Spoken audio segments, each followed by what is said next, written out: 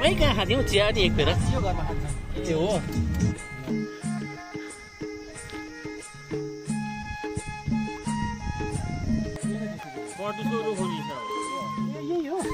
ए साथी हो 400 भन्दा नि यही टिपाउँ त आधी घन्टा त्यही त घुमिन्जेल गोजीमा टिपुम त खोइ कुनो गटु हालेको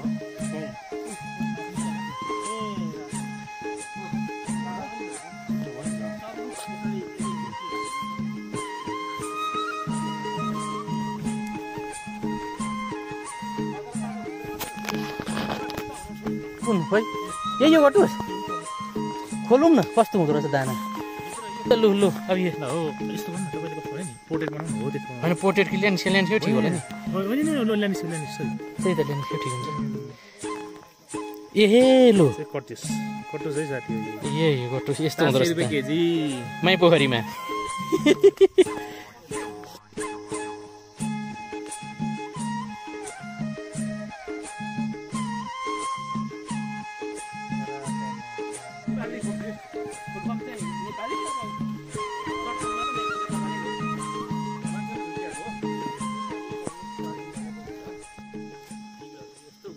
तर यस्तै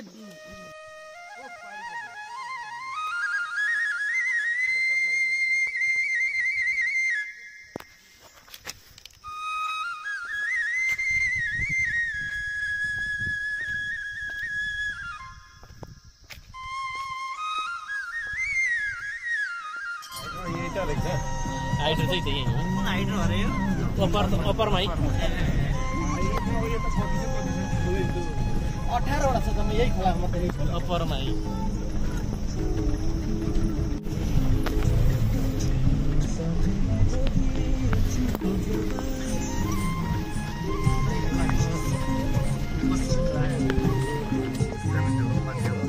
सबैभन्दा धेरै हिँडिस भनेर देखाइरहेको छ यो पहाडको बाटोमा देखाउँछ यो गाडीमा तर गाडीमा बस्दा पनि देखाउँदैन यो हल्लिन्छ नि त अनि लोकेसन पनि चढ्छ आज बोर्डिङ आएर डरो बस्छ नि त हिँड्दैन हिँडी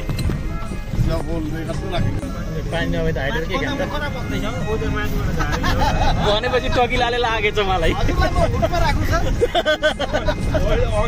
उहाँलाई चाहिँ टकिलाले भ्याउने रहेछ ए पहिरोबाट हल्लिएर करि ब्लर हुन्छ के हुन्छ माबुतरी हो कालपोखरी हुँदै सन्दकपुरको हामी भ्यू पोइन्टमा गएर बस्छौँ माछा घर निलो हरियो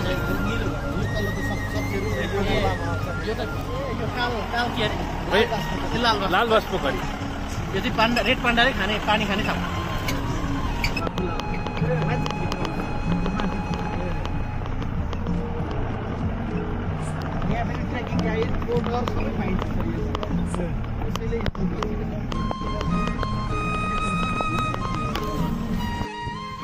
यो चाहिँ कालपोखरी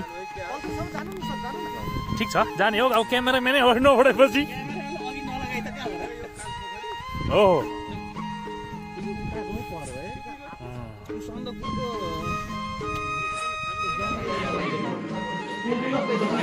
फेरि गर्नुपर्ने भयो अघि मैले थिचेको होइन यो हातले थिचे कि यहाँ थियो होइन त्यसले त भिडियो भएकै रहेनछ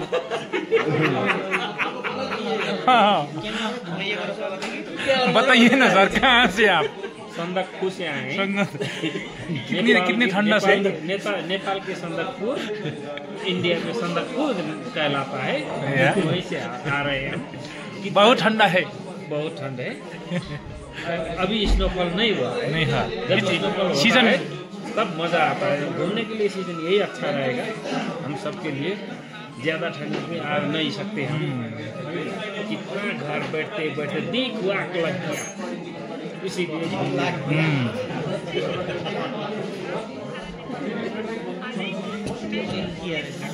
किलोमिटरबाट आएको मान्छेलाई 36 माइल चाहिँ धेरै चिसो महसुस भएर चाहिँ अनि त्यहाँदेखि अब हामी चिसो भगाउने सुसारमा छौँ। हामी आउँदाखेरि चाहिँ झापाको चारालीबाट चाहिँ बुधबारे हुँदै इलाम हुँदै त्यसपछि हामी बिब्ल्याटे हुँदै बरबोटे हुँदै माई पोखरी हुँदै त्यसपछि हामी महाबु हुँदै त्यसपछि काला पोखरी भारत र नेपालको सिमाना काला पोखरी हुँदै हामी सन्दकपुर 3636 मिटरको उचाइमा आएर माई पोखरीको उद्गम स्थल सिरानमा यहाँनिर आएका छौँ। एकदम चिसो छ, जाडो छ। यो अहिले कार्तिक 24 गतिको दिनमा पनि हामी चाहिँ यहाँनिर लुगाको 6-7 जति होला सायद। सन्दकपुरै हामी सन्दकपुरमा सन्दकपुर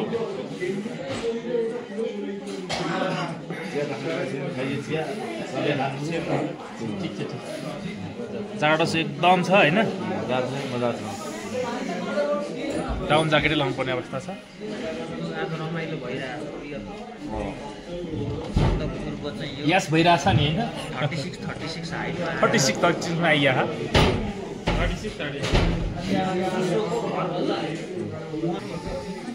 अहिले चाहिँ हामी इलाम जिल्लाको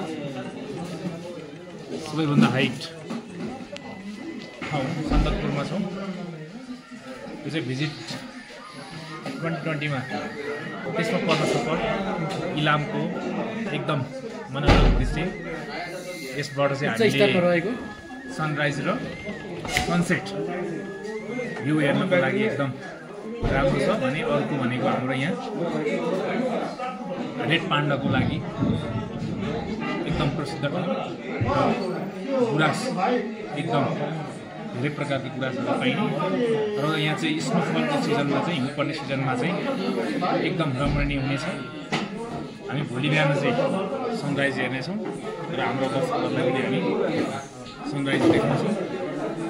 हाम्रो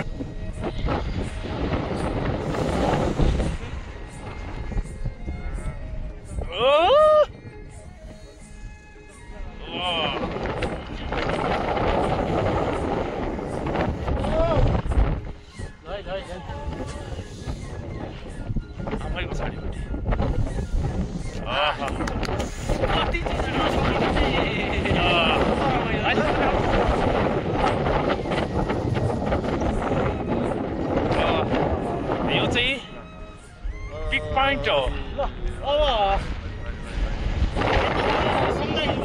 सनराइज हुँदैछ अनि अब यता चाहिँ यो चाहिँ भयो यताको अग्लो चाहिँ कञ्चनजङ्घा हो। यहाँ है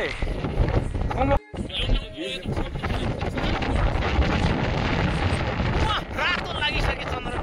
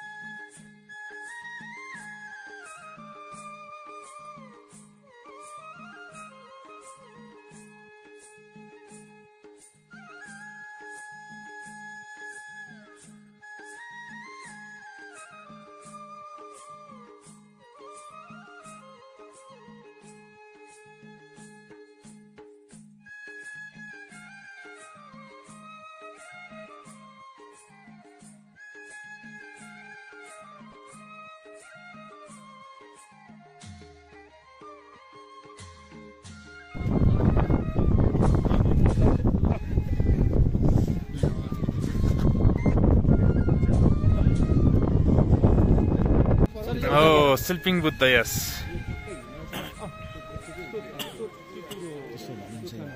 होइन ठ्याक्कै सेपै देखिँदो रहेछ नि त टक्क स्लिपिङ बुद्ध क्या।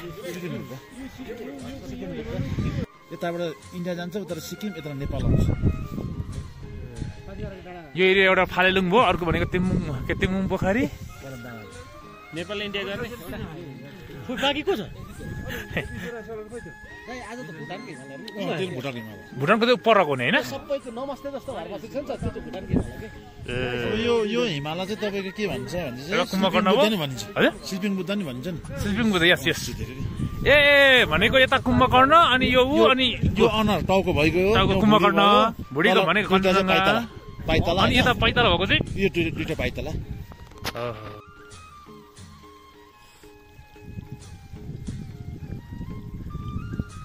यो चाहिँ माई खोलाको शिर, माई मन्दिर पनि रहेको छ यहाँ।